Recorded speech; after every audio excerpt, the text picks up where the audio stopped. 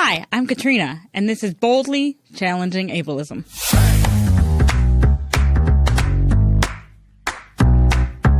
I'm your host, Katrina Simon. I'm the Community Program Specialist at the Institute on Community Integration at the University of Minnesota. This program explores various topics that impact people with disabilities in our community. Each episode addresses a different aspect of our society within the context of ableism. Ableism is the prejudice that stems from the belief or belief system that assumes someone is less capable or less worthy because of a real or perceived difference in ability or function. On this program, we hope to answer some questions you may have been afraid to ask, or maybe some you didn't even know you had.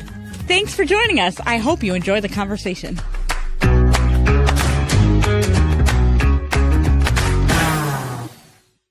Thanks, everybody, for joining us today on the podcast. We're really excited to be here today because we've got a great guest. My name is Katrina, and I'm your host.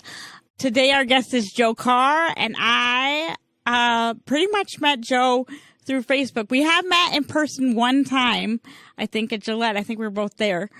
And Joe has something called Joe's Lemonade Stand that benefits Gillette Children's. And I have known about it for a long time because Joe and his followers have a prolific Facebook presence. And Joe is so busy and does so many cool things that I just really wanted to have him on the podcast. And then my friend Bob's wife, Jen, was Joe's teacher a couple years ago. And I asked her about talking to Joe one time. And she's like, you just got to talk to him. He's the greatest guy. So today we're going to get to do that on the podcast. We're so excited that you joined us today, Joe. Welcome to Boldly, Joe. We're so honored to have you on the podcast, and we waited so long.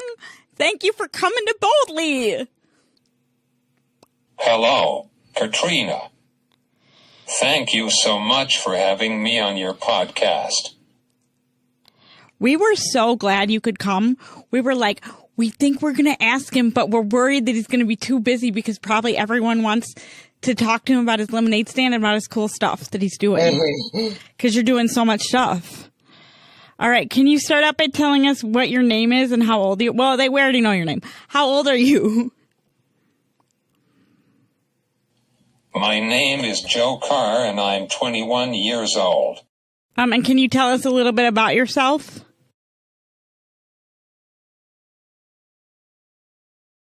I'm in my final year of school. I'm sad that it's ending, but excited about my future. I'm a disability advocate and a cerebral palsy warrior.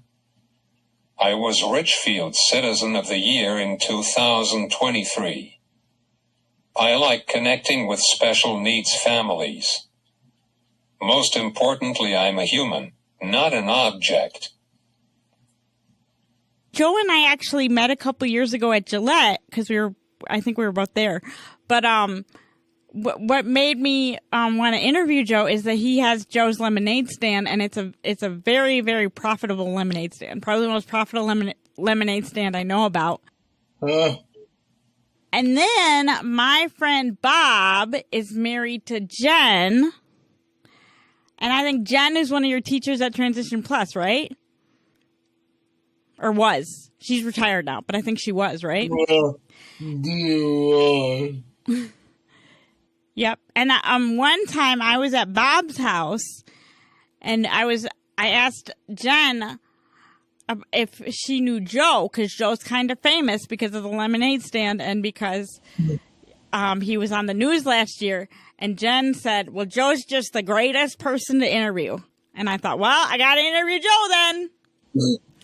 And that is how I ended up asking Joe to be on the podcast. And then we were all set to do it. And then we both got COVID one day apart, even though we were never together. Yeah. And we've never seen, well, we have seen each other in person one time, but we were not together. But we just happened to get COVID one day apart, which I thought was kind of weird. And that's the story of how Joe came on the podcast. All right. You have some guidelines for how you would like people to interact with you. And you call it wheelchair etiquette. Can you tell our listeners what it says? My guidelines are, 1. Don't make assumptions about me. Just ask. 2. Please talk to me like you would anyone else. 3. I'm not an inspiration just for existing. 4. My wheelchair doesn't define who I am. 5. Respect me by seeing the person, not the chair. 6. Ask questions. Don't assume you know my story. 7. I'm just living my life. No pity, please. 8. See me for who I am, not what you think I am. 9. I'm not your feel-good story. I'm a person. 10. Let's have a real conversation. Just talk to me. Basically, the whole thing says to treat me the same way you want to be treated. All right, those are very interesting. Can you tell us where they came from and why they were needed? I was getting tired of people treating me like I'm different and special, because honestly it made me feel excluded and feel like nothing to them. A lot of times people who know people with disabilities call them inspiring or claim that they're always supposed to be happy. I needed this because I don't want to be known for that type of stuff anymore, and I just want to be treated with dignity and respect. All right, thank you. So, you're also an athlete and you do racing. Can you tell us what you've learned from that? My team Triumph Minnesota is an inclusive athletic organization that allows individuals of all abilities to experience endurance events, such as 5K races, triathlons, and 6 meters, 4 marathons. It fosters a sense of community by pairing captains, individuals with disabilities, with angels, able-bodied athletes, who assist them throughout the event. Using adaptive equipment like racing chairs, rafts, or bikes, my team Triumph ensures captains can fully participate. The organization promotes inclusion, friendship, and the joy of racing, emphasizing the importance of teamwork. Minnesota's chapter is part of a larger national movement to empower individuals with disabilities through athletic participation. It's an inspiring group that shows the power of connection and breaking barriers in sports. What I've learned from racing with my team Triumph is that you always need to do your best and work hard towards the finish line. All right, excellent. I love it. So you are 21 right now, and we, in the state of Minnesota, we have transition programs that let people stay in the same school district until they're 22. So this is your last year of your transition program. Can you tell us about what that experience was like? So, what I've learned at my Transition Plus program is how to get ready for life on your own. Some examples are how to get a job and how to buy or rent an apartment. During my time at T Plus, I've accomplished writing my name, going down in the elevator by myself, trying out the bikes in the weight room, doing wrist weights and dumbbells, even taking Tylenol by mouth. My individual educational plan, known as an IEP, in school has helped me at home. For example, I was able to wipe my face, wipe my hands, wash my tray, wipe the remote, take my tray off, and drink my one medicine. All right, so you accomplished a lot at your transition program. Whoa. You also have a business called Joe's Lemonade Stand. Can you tell us about that? And you can start at the very beginning. We want to hear it all. I had a big surgery at Gillette Children's where I'm a patient. I had an incredible care team like I normally do. So I wanted to figure out a way to give back to the hospital that has always been by my side. So I created a lemonade stand at my house for other Gillette patients. The first couple of years I raised money for gas cards, but when the pandemic hit, not a lot of people were driving, so I decided to raise money for new adaptive bikes for all of the amazing kiddos at Gillette Children's. Over the past 9 years I raised $70,656 for Gillette Children's. Whoa, that's so much money. That's like a lot of people, that's their salary for like the year. And you raised it with lemonade stands. That's amazing. You do the lemonade stand with somebody named Bill. Where did you meet Bill? Or is it Bob? I think it's Bill. I'm pretty sure it's Bill. Yeah, it's Bill? Okay. I've met him when he was my kindergarten para, and now he comes over a couple hours during the summer to hang out with me. Oh, I love that. You met him in kindergarten. That's amazing. Yeah. Well, thanks so much for letting me make you type that all out. I'm sorry about that. Oh, no problem. And you were on Care 11. Boyd Hooper did a story on you, didn't he? Yeah, he did. Yep, he did.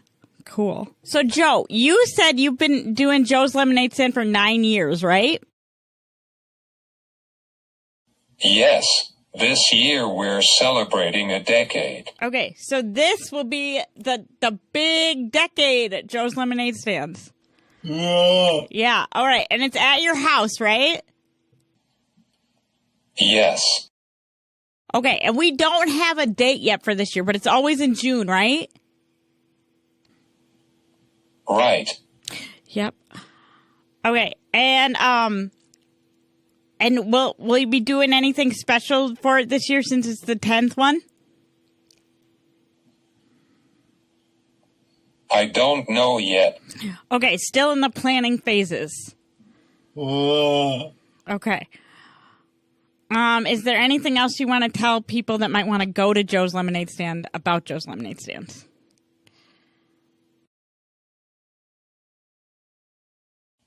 Please come have some lemonade for Gillette Children's. So there's a Facebook page that everybody else can check out that's called Joe and Bill's Lemonade Stand for Gillette Children's. And that'll have all the information on it. So when it's June and you're hot and you want to have some lemonade, you'll just know where to go to get it. Joe and Bill's Lemonade Stand for Gillette Children's. Joe, I never make it to Richfield because it's really far away and it's hard to get there. But I'm going to try this year. I'm going to try extra hard. Oh, All right. Hope to see you there. Maybe we could do a field trip. Because we don't do that many field trips. It'd be fun. maybe. We're gonna get us all in a van. Maybe we'll do our best. Hey, is Boyd Hooper gonna come? Maybe. Maybe he's gonna come. Okay. Well, I want to meet him because he seems like a nice guy. Well, Yeah. he is. Yeah, he is. Okay. Well, he always seems nice on the news, so I'd love to just meet him in person. All right. Well, we'll try to do an ICI field trip. You are one of the youngest entrepreneurs that I know of, disability or no disability. What can you tell others who also want to make a difference in their community? Find a charity you want to donate to, or simply have a stand with your favorite food or drink. You have a bright future ahead of you. Can you tell us what your plans are? My plans are to live at home for a while and hopefully get some sort of job with Gillette. Awesome. All right. Before we wrap up here, what else do you want people to know about you or about disabilities or about your relentless optimism? One of the most important things I want people to know about me is how deeply committed I am to being there for special needs families. As someone with a disability, I have had the opportunity to walk alongside others who face similar challenges. I understand how difficult it can be to navigate the world when things aren't always set up for you to succeed. And I know it's not just the individual with a disability who faces those challenges, but the whole family. It can be overwhelming, exhausting, and sometimes isolating. That's why I believe it's so important to create spaces where families feel supported and heard. I've always felt that if there's one thing I can do, it's to be that person who listens, shows up, and offers a helping hand.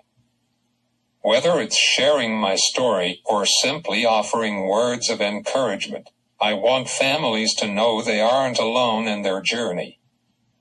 I know the struggles are real. There are tough days, tough moments, and tough decisions, but I also know that there is so much strength in resilience and in connection. For me, optimism isn't about ignoring the challenges. It's about embracing them and choosing to see the value in each experience. It's about finding strength in community, knowing that together we can get through anything.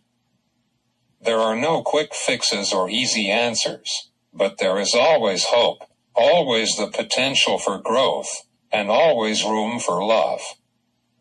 Optimism comes from showing up for each other, from making sure no one feels left out or forgotten.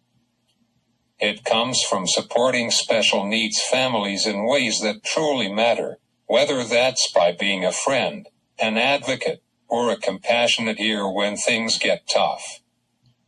I've seen firsthand how powerful it is when we lift each other up.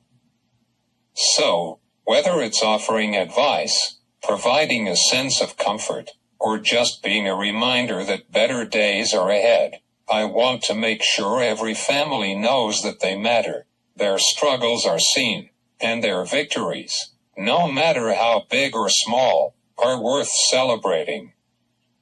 Disabilities are just part of the picture, but love, community, and support are what make the journey worthwhile. That's the kind of optimism I hold on to, the kind that's rooted in real connection and understanding. All right. Well, thank you very much, Joe. We really loved having you on the podcast. Can I ask you maybe a couple shorter questions? Like how many people you live with?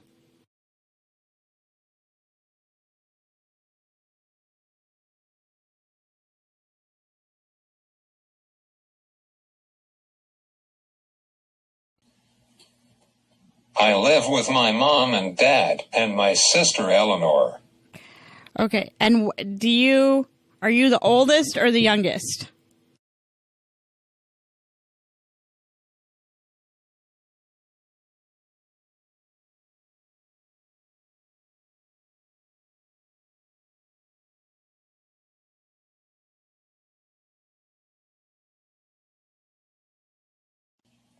I'm the youngest. You're the youngest. All right.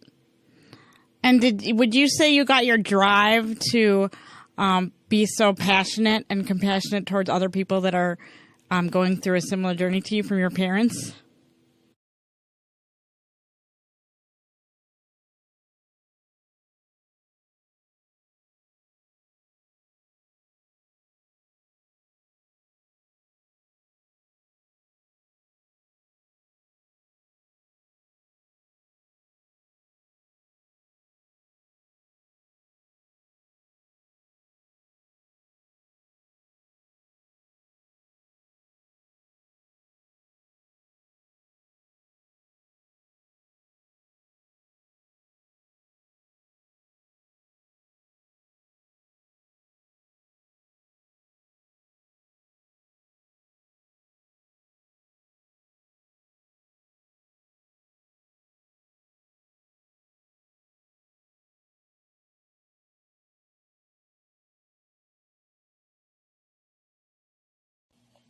Honestly, I got it from seeing the hard work that my Gillette buddies put in. That is a solid place to get it from. I wanted to ask you a little bit about the movie Out of My Mind. Out of My Mind was a book by Sharon. Is a book. It still is. It's a book by Sharon Draper, and it's about a girl in like middle school, and she has cerebral palsy, and she is in a secluded or not secluded, but a segregated classroom, and she makes her way into a mainstream classroom, and it's about how she's very bright and how she has a lot to bring to the classroom and a lot of reasons to be in mainstream, but also there are some challenges, and everybody, I would say, in the story learns, both her and her classmates and their family, and it's just a beautiful story, both in book and in movie form. It's exciting because they used an actor that has cerebral palsy to play the lead role, so that's exciting. And then a lot of people have said in the past that we really don't, when we try to put communication difficulties on the screen, we don't do a very good job. And everybody that I know that saw the movie thought that they did an excellent job in this film. So it's a really good film. Out of My Mind is such a good example about how to treat and include someone with a disability.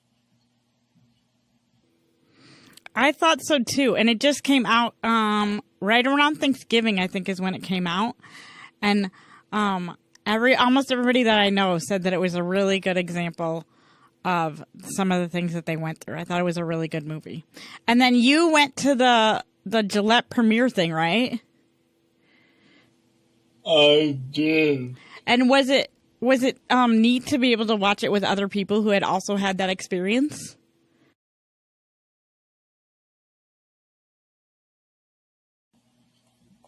Absolutely. I missed it because I was working.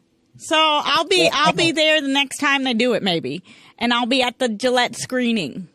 Wow. And maybe we'll see each other again like we saw each other in the waiting room a couple of years ago. Wow. Yeah, well, because I feel like we both spend a lot of time in waiting rooms. So one of these days we'll have to meet each other there. Absolutely. Okay, so the movie is available on the Disney Plus streaming platform. I'm embarrassed to say that because I have Disney Plus, I don't know if it's also available on other streaming platforms. But as far as I know, Disney right now does not put their films on other platforms because they want you to buy theirs. And then the book was be available at any bookstore. And I think there's a sequel and maybe a third one. I'm not sure. To be perfectly honest, I didn't read the book. I did see the movie though. The movie is called Out of My Mind, and it came out in November of 2024. The book is also called Out of My Mind, and it came out somewhere in the 2000s. I'm not positive exactly when in the 2000s, but I think it's maybe in the early aughts or so. And they had a special screening at Gillette, and I missed it because I was at work, but Joe went. All right. Well, I think I got all my questions answered, Joe. Thank you so much for fitting us into your very busy schedule. We really appreciate it. And I'm excited to see what you do next, and I just love your positive attitude. We hope everybody tunes in next time to join us. We were really excited when you said that you would do it. We were afraid that we were not going to fit into your busy schedule. It was so nice to meet you, and we're glad you're feeling better because you just had COVID. Yeah. We hope you have a good weekend. It's Thursday, or it's Friday today. See? It's not even Thursday. It's Friday today. And so we got a weekend coming up. So that's exciting. It's going to warm up here in Minnesota, so that's nice. Yeah. Thank you also, viewers and listeners, for joining us again on Boldly, and we thank you so much for being here. Joe and Bill's Lemonade Stand is a fundraising enterprise benefiting Gillette Children's Hospital and Clinics. It was started in 2016 by Joe Carr as an endeavor to give back to Gillette Children's Hospital and has grown into a beloved community tradition. Gillette Children's Specialty Healthcare provides specialized healthcare for people who have short-term or long-term disabilities that began during childhood. They help children, adults, and their families improve their health, achieve greater well-being, and enjoy life. For more information about the Lemonade Stand, search for Joe and Bill's Lemonade Stand for Gillette Children's on Facebook or any of your preferred search engines. Thank you for listening to Boldly Challenging Ableism.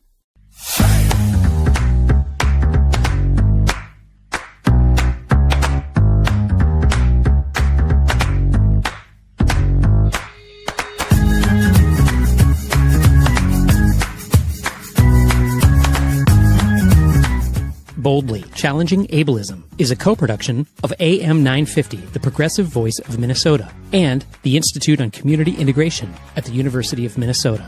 For more information, please visit ici.umn.edu.